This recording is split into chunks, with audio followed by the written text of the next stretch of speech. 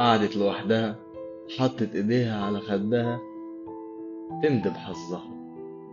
مش عارفة ايه اللي كسرها وهدها بعد ما كانش فيه حد زيها.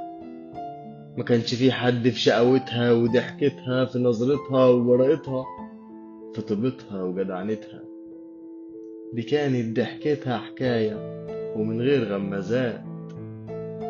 بقت ست عجوزة ووش باهت وهي لسه في التلاتينات، وكأنها كبرت 50 سنة في سنة. كبرت 50 سنة في سنة من المشاكل والابتلاءات. مش عارفة تلوم على الزمن ولا على النصيب، ولا عارفة تعوض غياب الحبيب، ولا حتى لاقية الحنية من القريب. قعدت لوحدها، حاطة ايديها على خدها، تندب حظها.